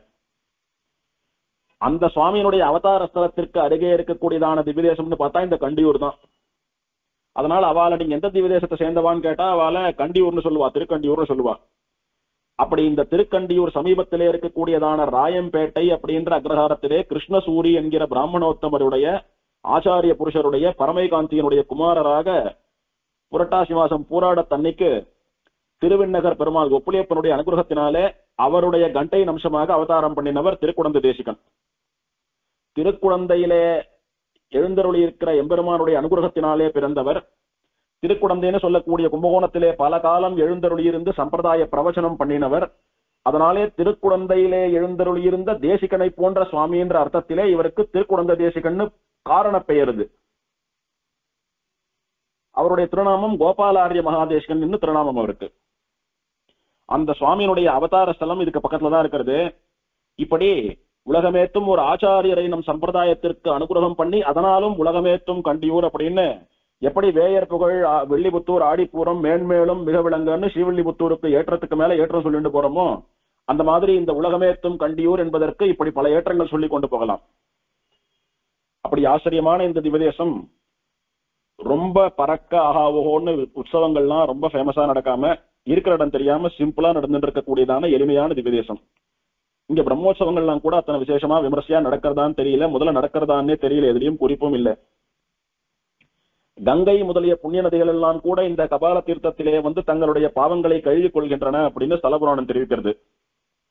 இந்த க்ஷேத்திரமும் கூட ஸ்ரீரங்கத்துக்கு முன்னாலேயே ஏற்பட்ட க்ஷேத்திரம் அப்படின்னு சொல்றது. இந்த ஊர்ல இந்த பெருமாள் எழுந்தருள்வதற்கு முன்னாலேயே சந்தான கோபால கிருஷ்ணன், நவநீத கிருஷ்ணன் 2 பெருமாள் இருந்தா. அவ ரொம்ப புராண பிரசித்தமான பெருமாள்.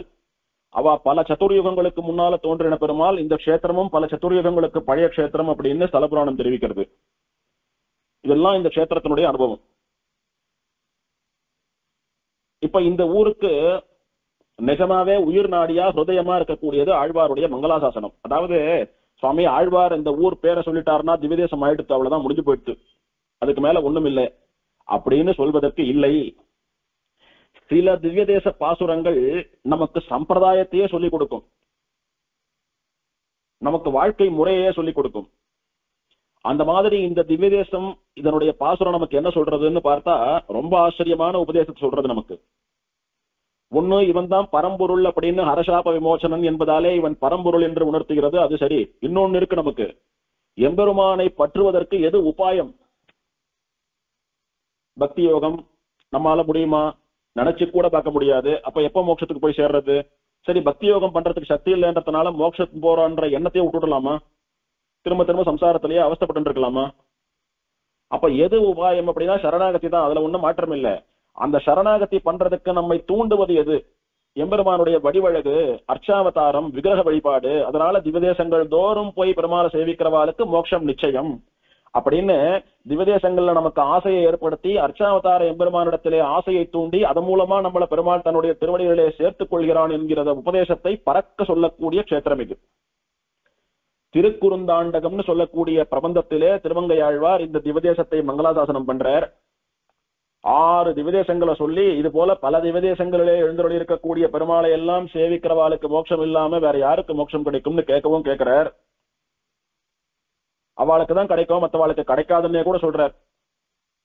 மற்ற யாருக்கு உயலுமாமே, இப்படி போவாதவா தவிர மற்றவாளுக்கு மோட்சம் கிடைக்குமோ கிடைக்காது அப்படின்னு சாதிக்கிறார்.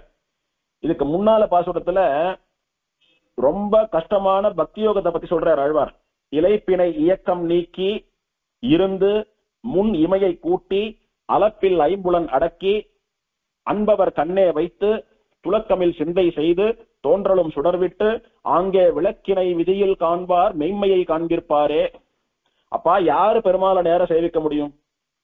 யாரு பரபிரம்மத்தை நேர சாட்சாத்கரிக்க முடியும்? யாருக்கு மோட்சம் அப்படின்னா பக்தி யோகம் பண்றவாளுக்கு தான் மோட்சம். பக்தி யோகம்னு ஒரு வார்த்தையில சொல்லிடுறோம் சுவாமி, அது முடியாது விட்டுடலாம்னு சொல்லிடுறோம், சிம்பிளா ஸ்கிப் பண்ணிடுறோம். ஆனா எப்பேற்பட்ட பக்தி யோகம், ஏன் அவ்வளவு கஷ்டம்? அது இலைப்பினை இயக்கம் நீக்கி,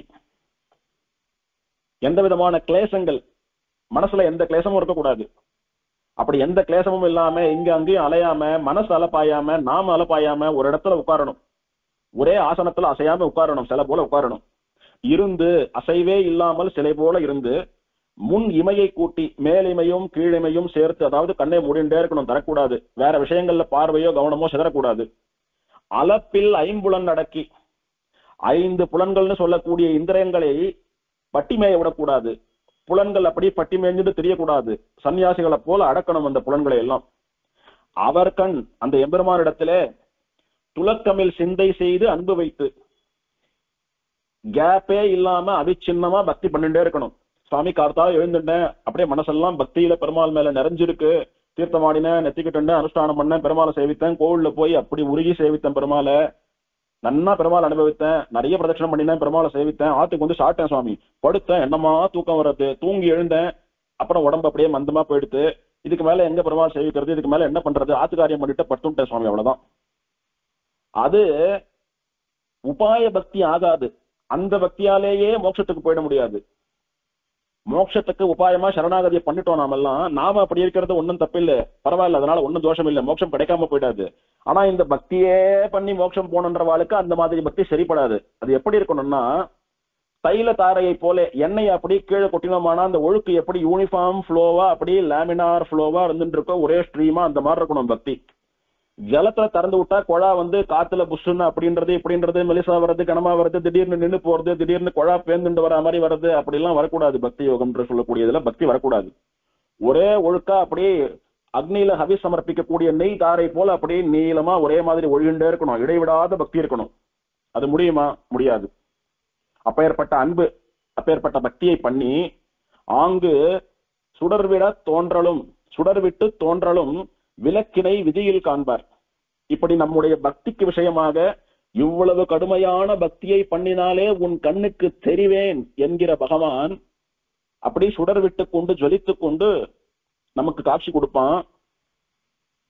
அந்த சுடர் விடக்கூடிய விளக்கு தீப பிரகாசமாக இருக்கக்கூடிய அந்த பெருமாளை விதியின் காண்பார், சாஸ்திர விதிப்படியே காண வேண்டும் என்று உபாசனை பண்ணுகிற பக்தியோக நிஷ்டர்கள் மெய்மையே காண்கிருப்பாரே. உள்ளபடியே பெருமாளை சேவிக்க வல்லவர்களோ இவ்வளோ கஷ்டப்பட்டு அவ பக்தி யோகம் பண்ணி அதனால பெருமாள் சந்தோஷப்பட்டு பெருமாள் நேரம் வந்தாலும் கூட பெருமாளை உள்ளபடி அவளால தெரிஞ்சுக்க முடியாதான். அவ கண்ணுக்கு எவ்வளவு தெரியறதோ, அவ புத்திக்கு எவ்வளவு போடுறதோ அவ்வளவுதான் அனுபவிக்க முடியும் பெருமாளை. இதெல்லாம் ஒரு க்ஷணத்துல ஆற காரியமா, ஒரு நாள்ல ஆற காரியமா, ஒரு ஜென்மால ஆற காரியமா, எத்தனை ஜென்மங்கள் ஆகுமோ நமக்கு தெரியாது. இந்த பக்தி யோகம்னு சொல்லக்கூடியது பல பிறவைகள் தொடர்ந்து அப்படியே கிரெடிட் ஆகிட்டே வரும்னு சொல்றாளோ இல்லையோ, எந்த ஜென்மாவில பக்தி யோகம் கைகூடி நமக்கு மோட்சம் கிடைக்கும்னு தெரியாது சுவாமி. அப்படின்னு பக்தி யோகம் எவ்வளவு கஷ்டம் அப்படின்னு இந்த இலைப்பில் ஏக்கம் நீக்கின்ற பாசுரத்திலே தெரிவிக்கிறார் ஆழ்வார். அவ்வளவு கஷ்டப்பட்ட பக்தி யோகம் பண்ணி அதனால பெருமாளை திருப்திப்படுத்தி பெருமாள் வந்துட்டாலும் கூட உள்ளது உள்ளபடி முழுசா அவனை அனுபவிக்க முடியாது. காண வல்லரோ காண்கிருப்பாரே, காணகில்லார் பார்க்க முடியாதுன்ற அப்படி கஷ்டமான பக்தி யோகத்தை சொன்ன ஆழ்வார் அதுக்கு இலைப்பிணை இயக்கம் நீக்கி அப்படின்னு இலைப்புன்னு சொல்றார். இலைப்புன்னா கிளேசம், கிளேசம் இல்லாத பக்தியா இருக்கணுமா. அந்த கிளேசங்கள் 5 விதம்னு சொல்றார். அதாவது அவித்யை, அஞ்ஞானம், அஞ்ஞானம் இருக்கக்கூடாது, நல்ல ஞானியா இருக்கணும். முதல்ல எதுலையுமே அஞ்ஞானம் இருக்கக்கூடாது, அகங்காரம் இருக்கக்கூடாது, ராகம் இருக்கக்கூடாது, ராகம்னா ஆசை, எதுலையுமே ஆசை இருக்கக்கூடாது, துவேஷம் இருக்கக்கூடாது, பகைன்றதே ஒண்ணு இருக்கக்கூடாது, அபினிவேஷம் மரண பயம் இருக்கக்கூடாது. இப்படி எதையும் பண்ணாம நேரம் வந்து இங்க பக்தி பக்தின்னு உட்கார்ந்து இருக்கமே, திடீர்னு போயிட்டோம்னா என்ன பண்றதுன்னு மரணத்தை குறித்த பயம் இருக்கக்கூடாது. இப்படி 5 விதமான கிளேசங்களும் இல்லாது ஒரு இடத்துல சில போலவே உட்கார்ந்துட்டு அசையாம பண்ணக்கூடியது பக்தி. அதுவும் இடைவிடாமல் தைலதாரையை போல ஒழுக்கா இருக்கணுமா. இதெல்லாம் ஆற கதையா சுவாமி?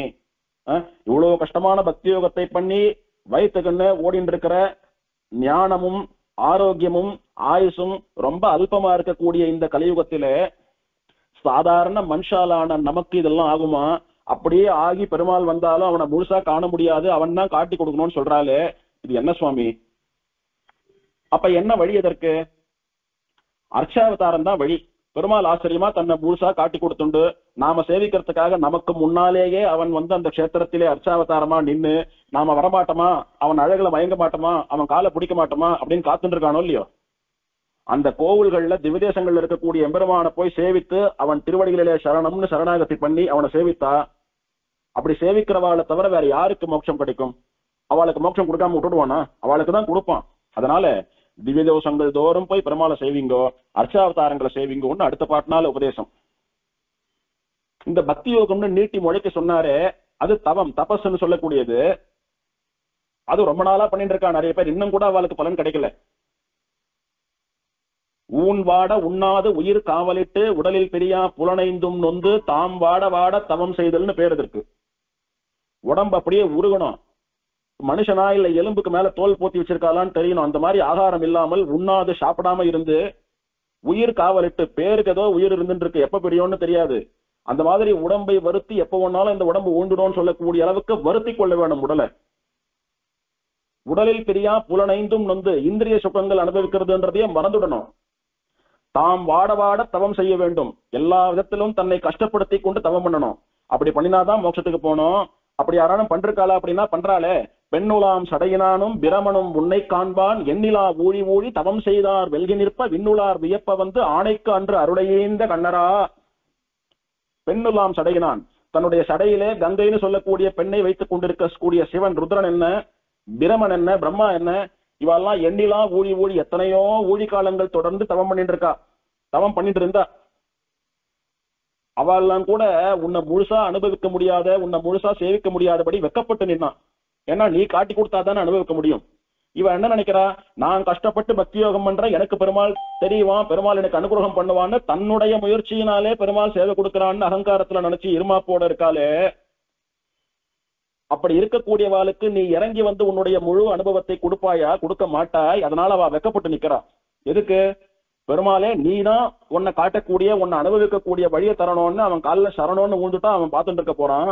அதை விட்டுட்டு நான் பண்றேன் அப்படின்னு அகங்காரத்தோட இறங்கி இருமாப்பா இவ்வளவு நாள் பண்ணிட்டு இருக்கானே, அவனுக்கு எப்படி காட்டுறதுன்னு பெருமாள் காட்டாம விட்டுடுவானா? இதுல இருந்து என்ன தெரியறது? கஜேந்திர ஆழ்வான் ஆதி மூலமே சரணம்னு சொன்னா அந்த சரணத்துக்காக, அந்த சரணாகதிக்காக பெருமாள் வந்தான், முழுசா காப்பாத்தினான். ஒரு வார்த்தையில ஒரு க்ஷணத்துல வந்துட்டானா பெருமாள். அப்ப எதுக்கு சுவாமி உட்கார்ந்து பக்தி யோகம் பண்றேன்னு இத்தனை இம்சப்படணும்? ஆகையினால பக்தி யோகம் நமக்கு சரிப்பட்டு வராது சுவாமி. அப்படியே பண்ணினாலும் பெருமாளை முழுசா அனுபவிக்க முடியாது. அதனால இந்த பக்தி யோகத்தை காட்டிலும் நமக்கு எது உசந்தது, உகப்பானது அப்படின்னா அவனுடைய திருமேனியை, அவனுடைய விக்கிரகத்தை, அவனுடைய அர்ச்சையை அனுபவித்து அதனிடத்துல சரணாகத்தை பண்ணி மோட்சத்துக்கு போறதுன்றதுதான் நமக்கு சுலபம். அவனும் அதுதான் விரும்புறான். அப்படி அங்கங்க இருக்கக்கூடிய பக்தர்கள் வந்து அங்கங்க அவனை சேவித்து சரணாகதி பண்ணிவிட மாட்டாளான்னா பல ஊர்ல நின்றுண்டோம், உட்கார்ந்துண்டோம், படுத்துண்டு இருக்கான் பெருமாள். அப்படி நம்ம கண்ணுக்கு முன்னாடி கொழு கொழுன்னு முயல் மாதிரி கண்ணை கவர்ற விதத்துல மாம்சம் கொழு கொழுன்னு அப்படி ஓடுறது முயல். மாம்சம் சாப்பிடணும்னு ஆசைப்படக்கூடிய ஒரு வேடன் அதை அடிச்சு சாப்பிடாம எங்கேயோ கண்ணங்கரேன்னு வத்தலந்தொத்தலமா ஆகாசத்துல வசந்து பறந்துட்டு இருக்கக்கூடியது தேடி போவானோ, அந்த மாதிரிதான் பக்தி யோகம். அதெல்லாம் கஷ்டம், என்னைக்கோ கிடைக்க போறது, நன்னாவும் இருக்காது. இப்படி கண் எதிர முயல் அப்படி கொழு கொழுன்னு இருக்கு, அதை ரசிச்சு அனுபவிச்சுட்டு போக வேண்டியது தானே.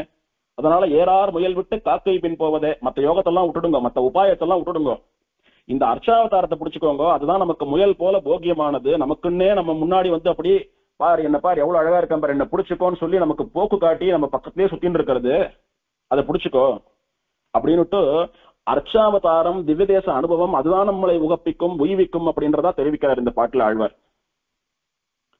இப்படி இந்த திருக்கண்டியூர்னு சொல்லக்கூடிய கஷேத்திரம் எம்பெருமான் தான் பரம்பொருள் அப்படின்னு அவனுடைய சர்வேஸ்வர தன்மையை நிரூபிக்கிறது.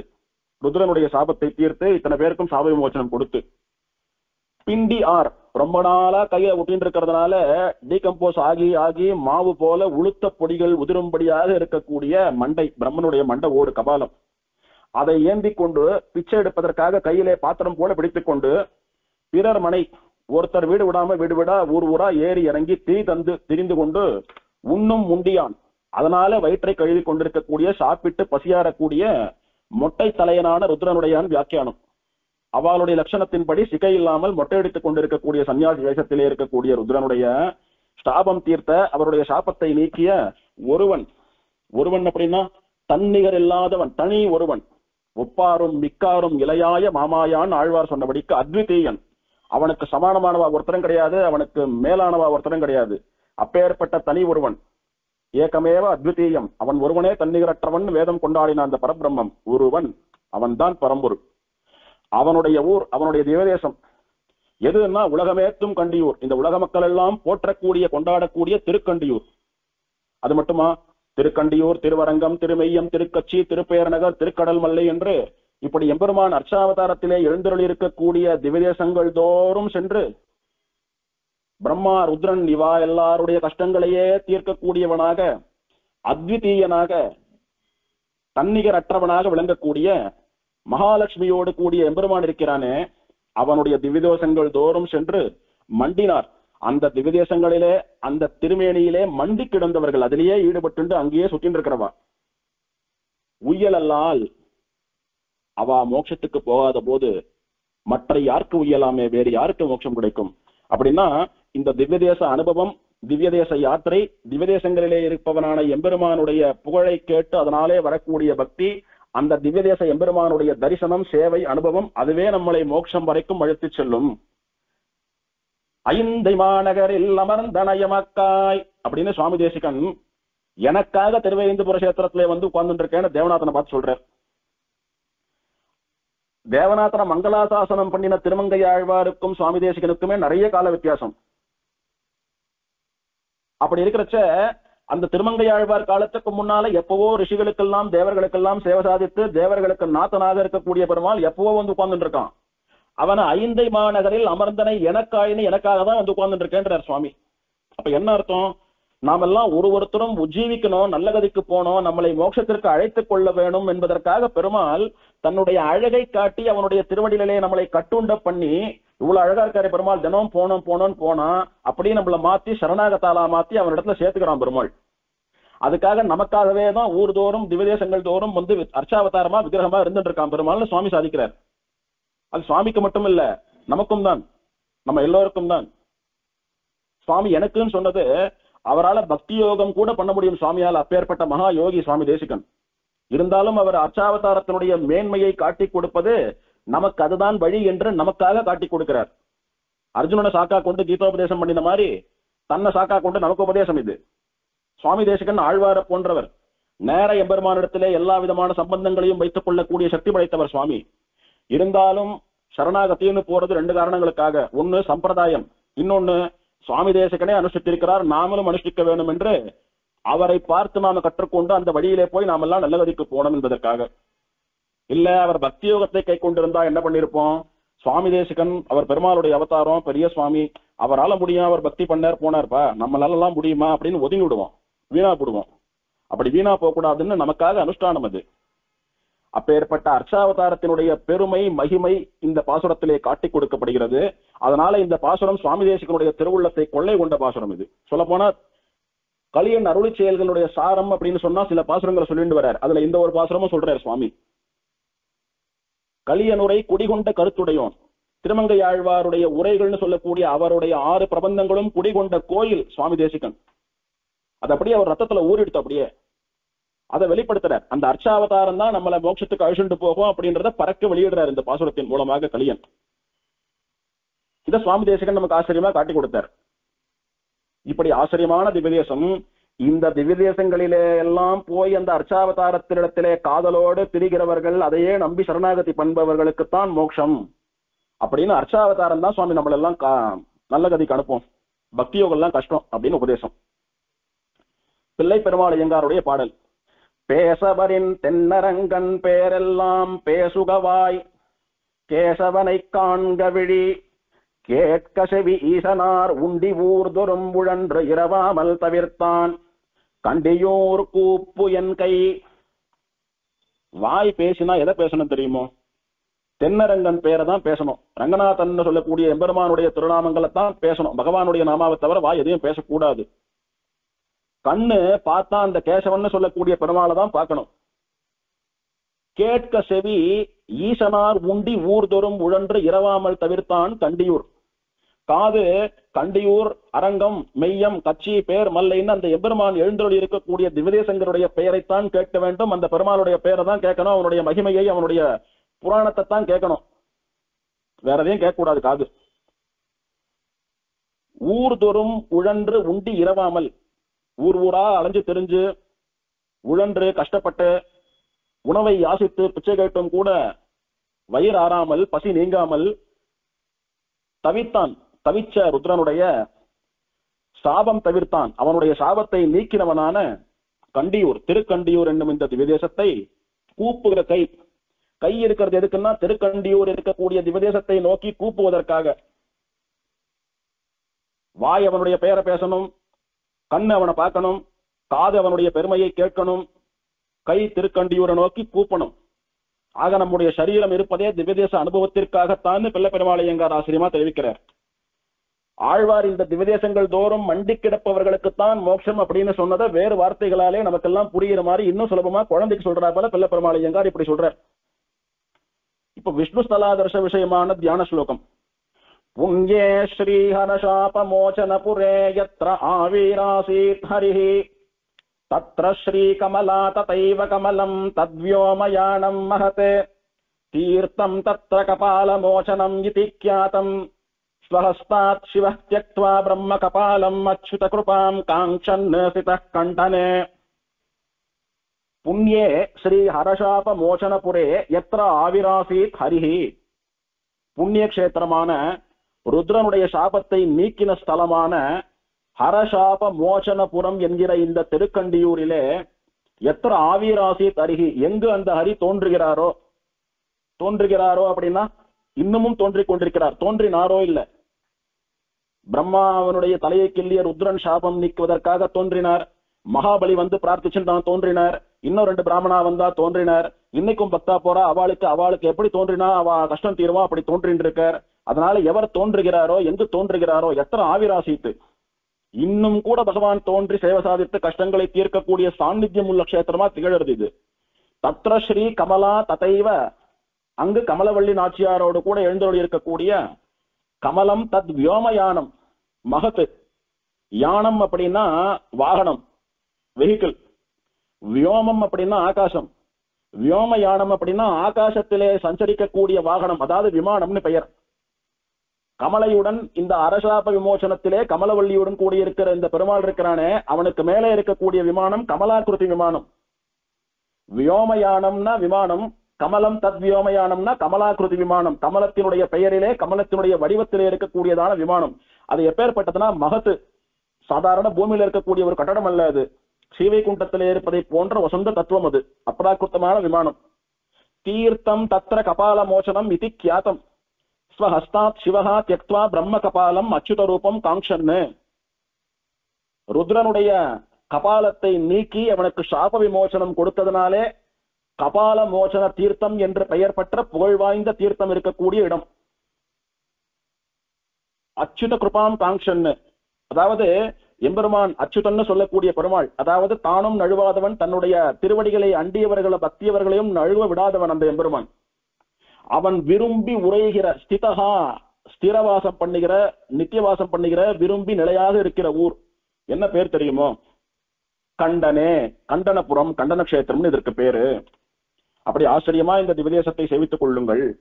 ஸ்ரீ ஹரசாப மோசனபுரம் என்கிற திருக்கண்டியூர் திவ்யதேசத்திலே ஹரின்னு சொல்லக்கூடிய எம்பெருமான் கமலவள்ளி தாயாரோடு கூட கமலாகிருதி விமான நிழல்ல கபால மோசன தீர்த்த கரையிலே தன்னுடைய கருணையாலே சிவனுடைய பிரம்ம கபாலம்னு சொல்லக்கூடிய சாபத்தை நீக்கிவனாக விளங்குகிறான்.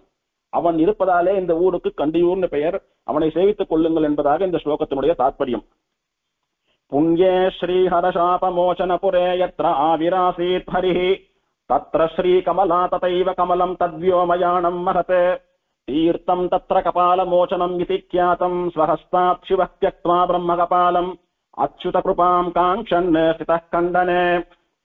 ஸ்ரீமதே கமலவல்லி நாயிகா சமேத ஹரசாப விமோசன பரபிரம்மணே நமः. திருமங்கையாழ்வார் திருவடிகளே சரணம். ஆழ்வாரும் பெருமானார் சீரார் தூப்புள் திருவேங்கடமுடையான் திருவடிகளே சரணம்.